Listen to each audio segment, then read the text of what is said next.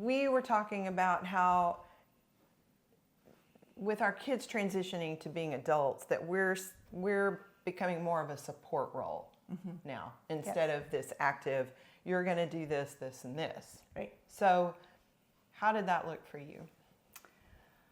I think the biggest thing was realizing that they do get to make their own choices. I would oftentimes, like if they came to me at a certain age with something, I'd think back to where I was at with that at that age, and I think I thought I was an adult and I could figure things out.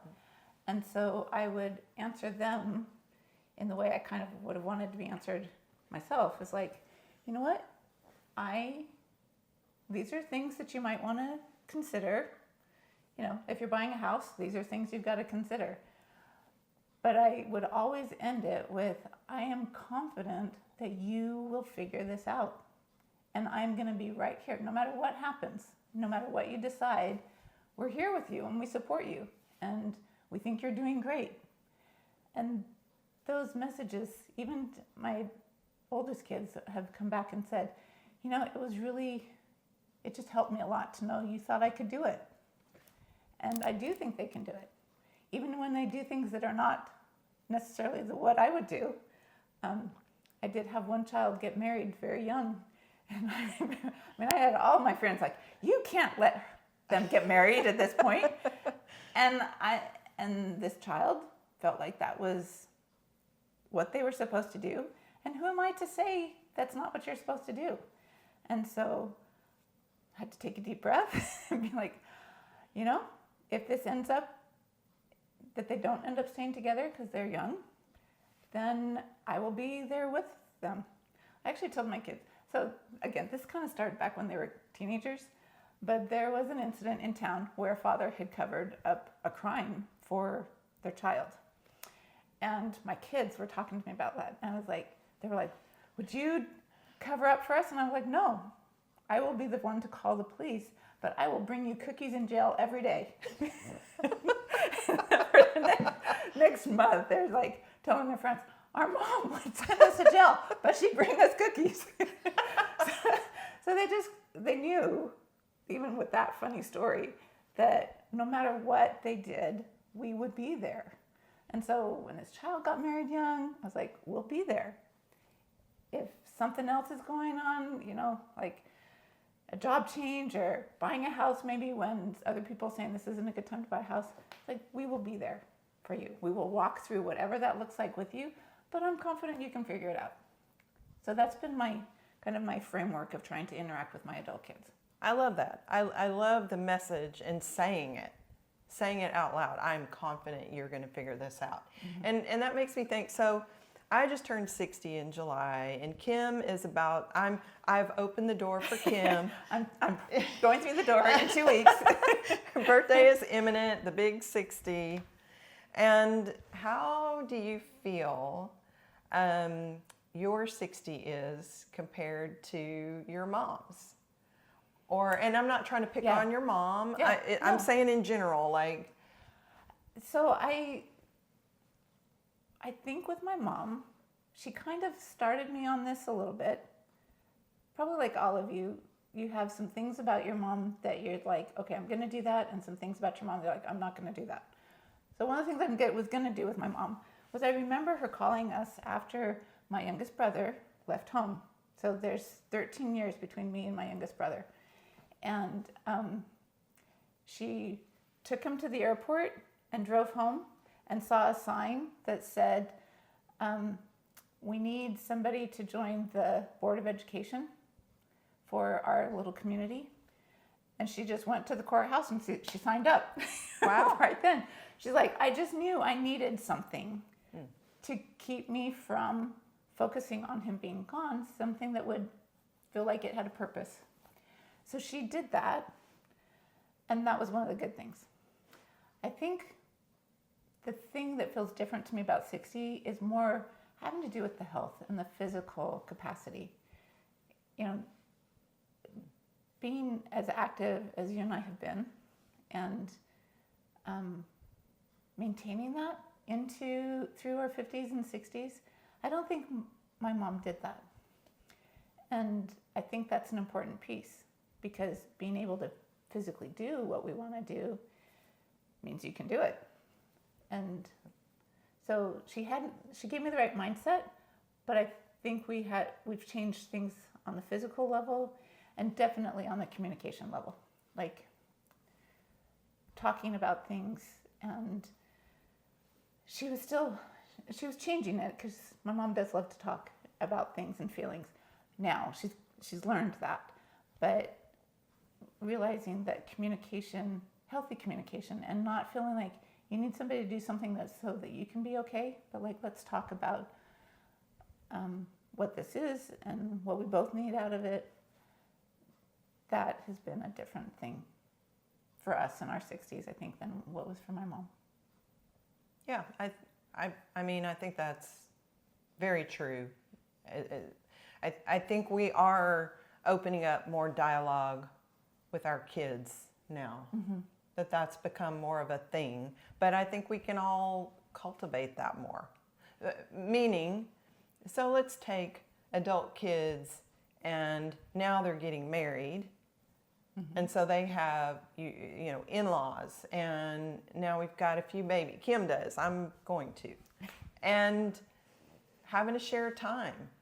Right. Having to share time, like Christmas is Christmas, and I need you to be here. Right. Versus, can we all talk about how we could get together? How we could... What would work for you? Yes. Yeah. That is tricky, and you have to hold a space for your in-laws' children that they want to spend time with their families as well. And so encouraging. So what we did was we just asked all of the in-law children if they could ask their parents if we could all alternate years. And so 1 year it's kind of with us as much as is possible, you know, with a daughter in the military. That gets thrown into the jumble sometimes.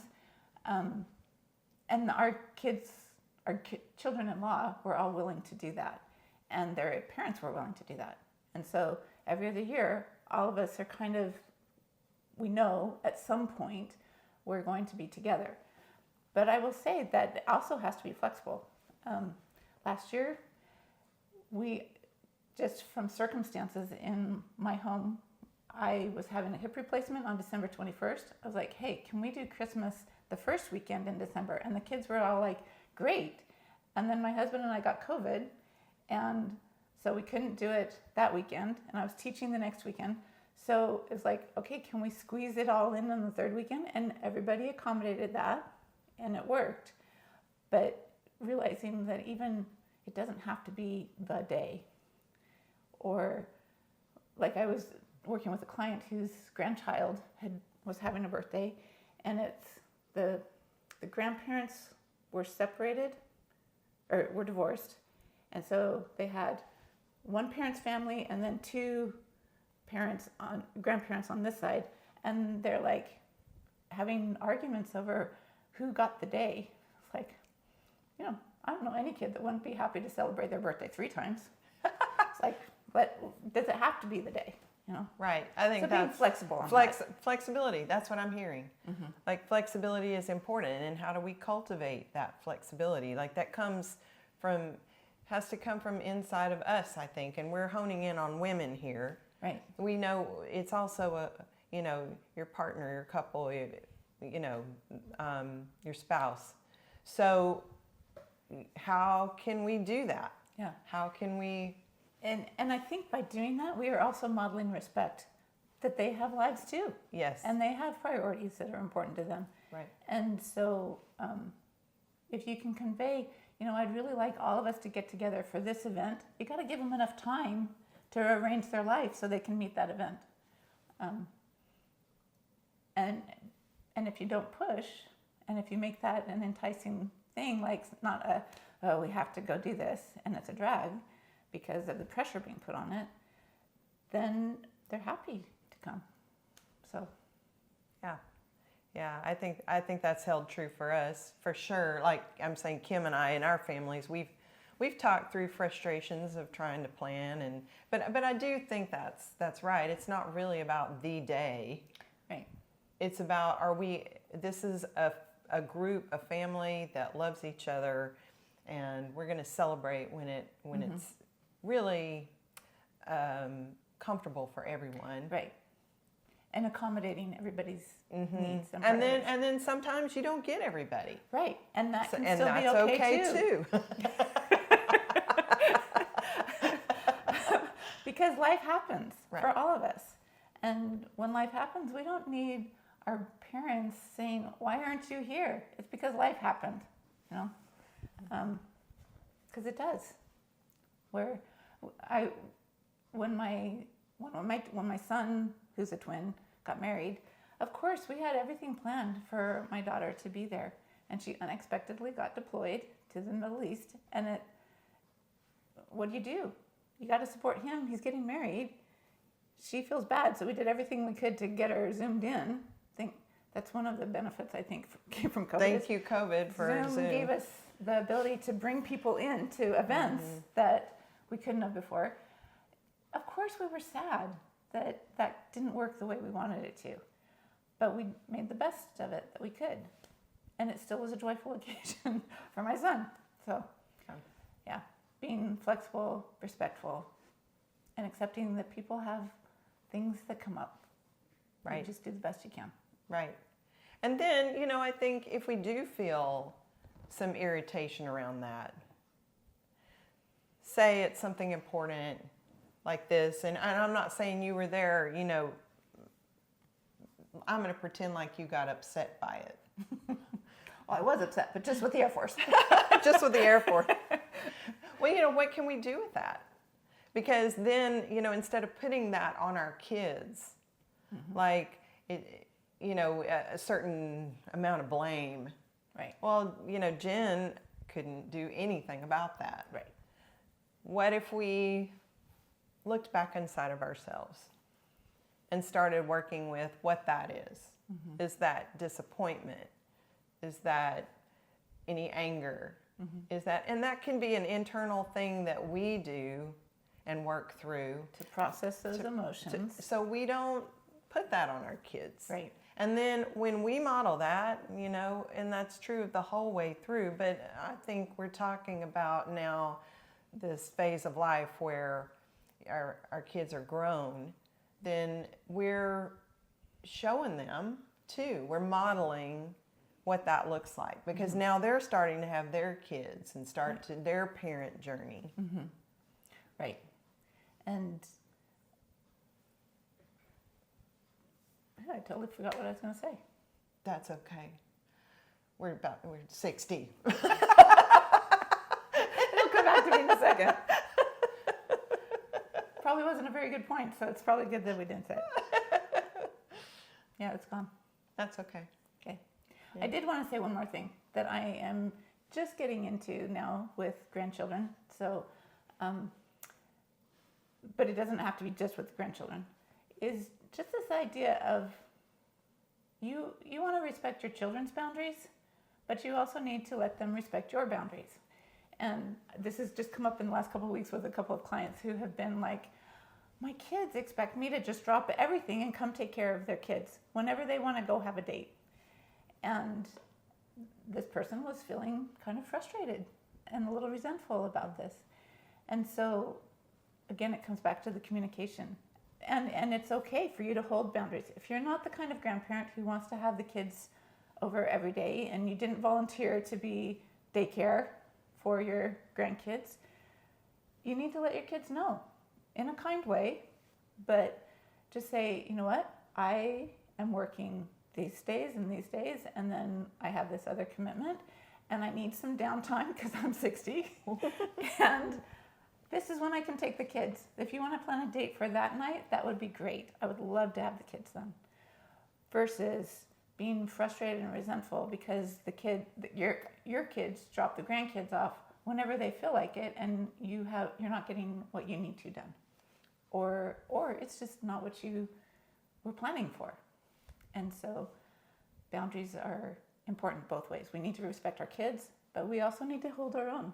Well, I think that's a great point, because we also can tend to, not everyone has a different personality, but this whole mothering bit can be this thing where we put their needs ahead of ours most of the time. And growing up, we have to do that so they don't kill themselves and run out in the middle of the road Right. and Go to school with their underpants on. And that's it. yeah. So you kind of get in this habit of doing that. And so in this phase, it's respecting that what you're doing in your new life in this phase is very important still. Yes. And it's really valid and needs to be out there. Like, we need this resurgence of women's wisdom. And some of these ways that we recreate ourselves and maybe have new careers that are passionate for us, something that we've never let ourselves do, that might be the avenue for cultivating that again, because we've lost that. We've lost that tribe of women, Right. kind of thing that in the past there was a tribe of women that supported and cared and Right.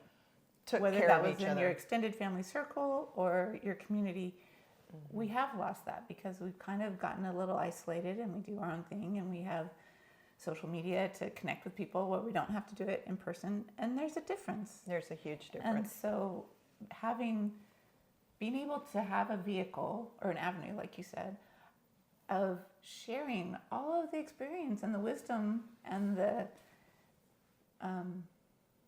skills that came with all that time you put into mothering actively your young children, because you learn a lot. I learned a lot. Like, I'm a much better human being because of being a mother. But I can contribute that now in a different way to the young therapists that I mentor, or that I'm teaching in class, or that we work with people who come get on our tables, and just friends also going through this to support each other going through it. The younger moms who are in that thick of it and thinking, this is going to last for forever. So having the ability to share that is important. And so holding a boundary like, this is important. You get to, I'm going to respect your priorities, and that you have a life. You get to respect that I still have a life.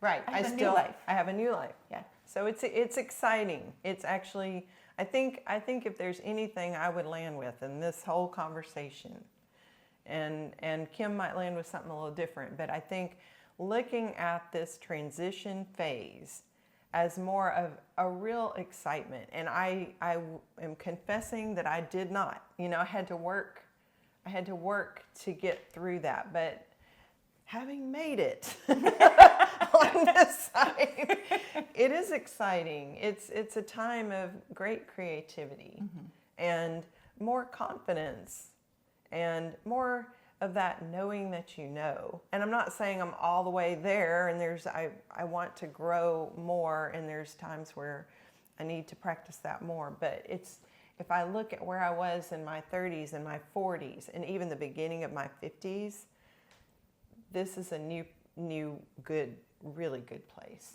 And I love that we can show that to our daughters. Yes.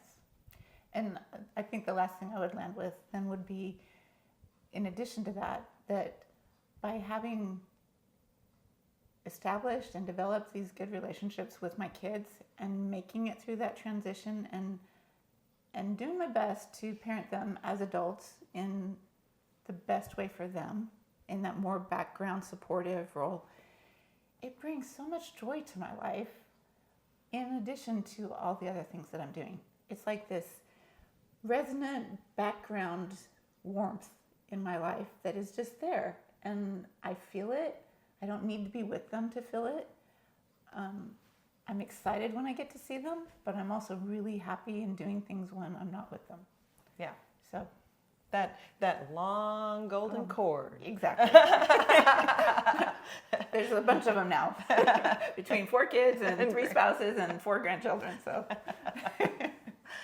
well, we appreciate getting to share this with all of you, and we are very grateful for our relationship and our friendship, and we're really very happy to get to share with you?